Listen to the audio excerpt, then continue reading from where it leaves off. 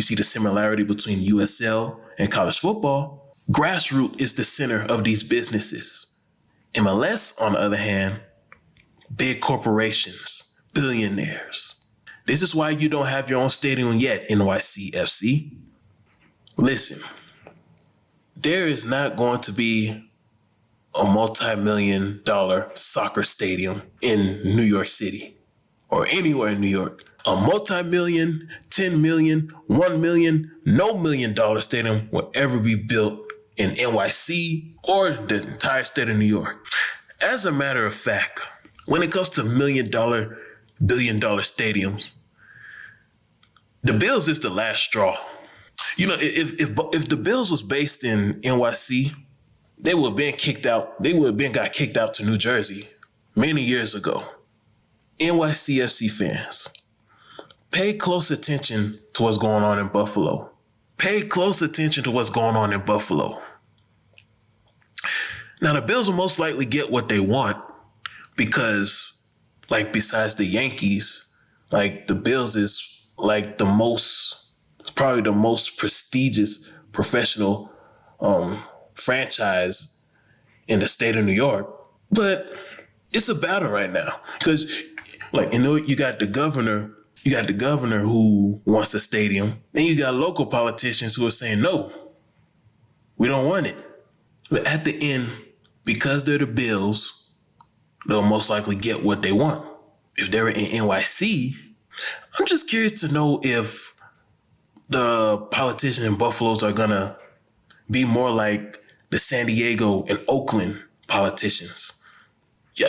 Do y'all understand why the Chargers and the Raiders had to relocate?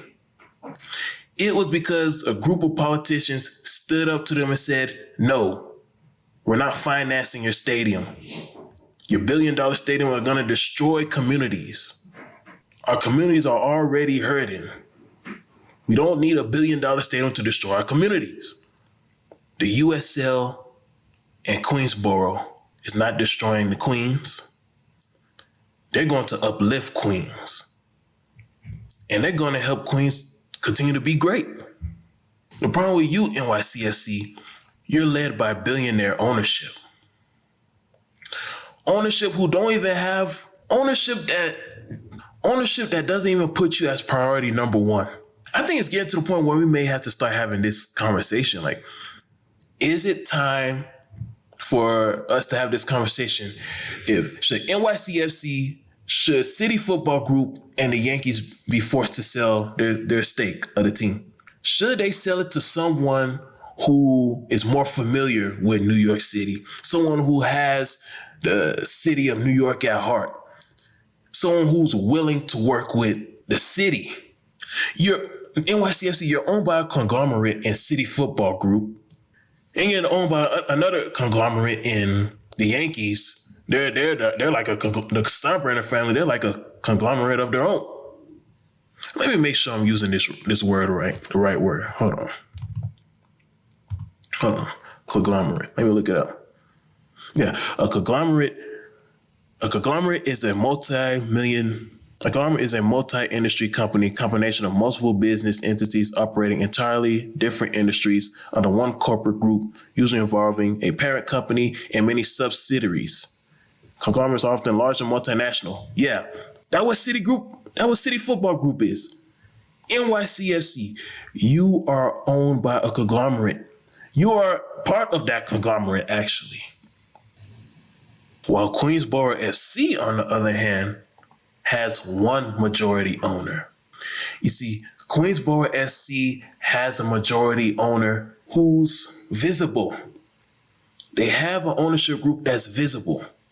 They don't have an ownership group that's hiding behind other bigger sports franchises. And because they're more visible, because they're not hiding behind bigger sports franchises, it's much easier and they're more capable to connect with the community rather than big corporations such as the Yankees and Manchester City.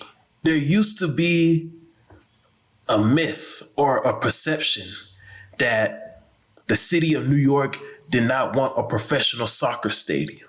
But with Queensboro FC, And with the United Soccer League, the city of New York is basically showing that a professional soccer stadium can be built in New York, that professional soccer can thrive in NYC. You just got to be willing to work with the people. You got to be willing to work with the politicians. You can't be like Amazon and say you want to build a big headquarters and play by your own rules. That's not going to work in New York. That's why Amazon had to leave. MLS, NYCFC, City Football Group, Steinbrenner family. The city of New York is basically telling you through this USL stadium at York College, the city of New York is basically telling you, NYCFC, that if you don't play by our rules, you will continue to be homeless. NYCFC, you are just an asset. You're an asset for City Football Group. You're an asset for the New York Yankees. You need an ownership group that will put you as priority number one. An ownership group that will put your causes and concerns at the front of the table. Not an ownership group that will put your causes and concern behind the likes of a larger franchise, a larger organization, a larger group. NYCFC, you are the side chick for City Football Group. You are the side chick for the Yankee family. You are not priority number one. Queensboro FC is not in that same situation.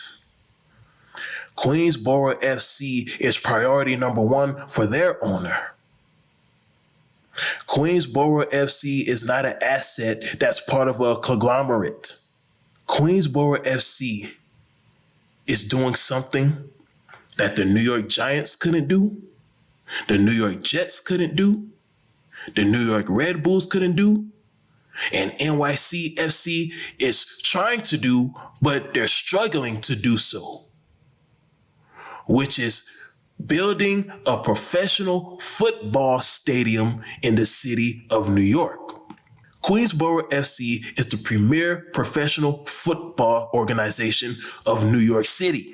NYCFC, if you are not willing to work with the community, and if you continue to have an ownership group that wants to play by their own rules and try to create their own empire, NYCFC, you will continue to be homeless for a very long time.